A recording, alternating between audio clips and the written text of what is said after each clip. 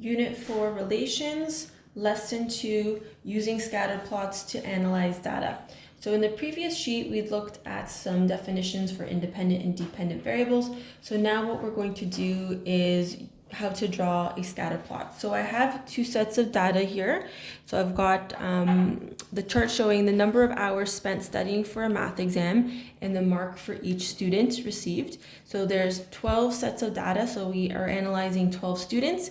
And we have the number of hours that they are studying, and then the mark that they got on the exam is written below. So we already have the graph shown, so I'm just going to show you how to analyze it. So when you are creating graphs, the independent variable is the variable that you're going to put on the x-axis. So independent variable, and then on the y-axis, that is where you're going to put your dependent variable. So according to this graph, it wants to show whether the number of hours of studying is going to affect the mark. So your mark doesn't affect the number of hours. The number of hours that you're preparing is going to affect the mark on your exam. So as with all graphs, and you're going to be practicing this later on in the chapter, you need to have a title that explains what the graph is showing. So this is a good one: students' mark versus number of hours of studying. The x-axis is also labeled, so number of hours studying, and then using a proper increment, so it's going up by 1 hour, and then mark on the y-axis, so it's going up by 10. So by looking at these points, each of these, I guess it's a diamond shape, represents one of the students. So when you're plotting them, you would go, let's say we're doing the first student, so 4 hours and then mark of 85. So you'd go across to 4 hours, and then that point is student number 1. So when you look at this graph, you can kind of see that there is, the points are pretty close together and they're showing the same sort of pattern. We've got the points moving upwards. So because they are moving upwards, this is called a positive relationship.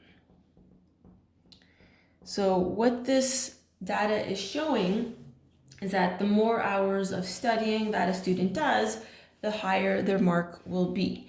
The fewer the amount of hours, the lower the marks are for the math exam.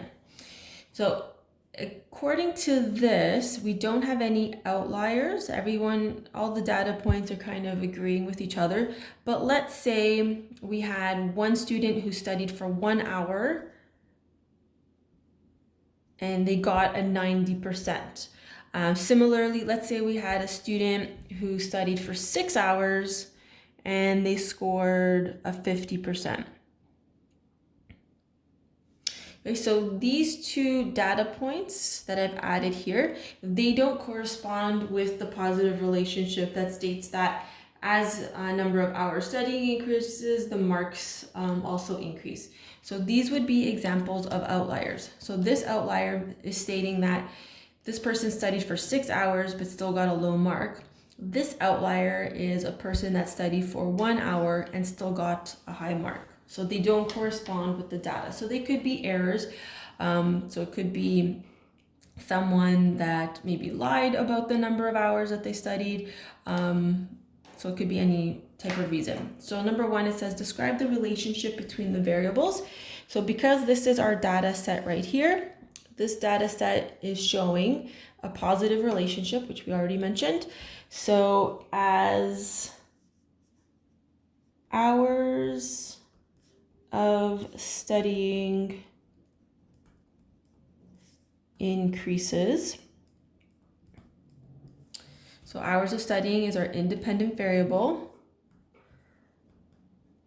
And then how does it affect our dependent variable? So as hours of studying increases, the marks on the math exam increase. Okay, so as one variable increases, the other one also increases.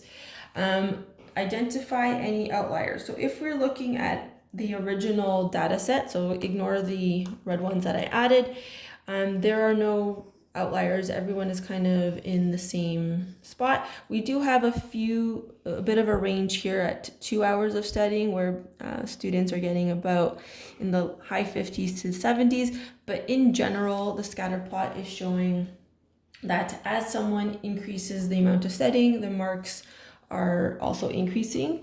So using our original data set, there are no outliers.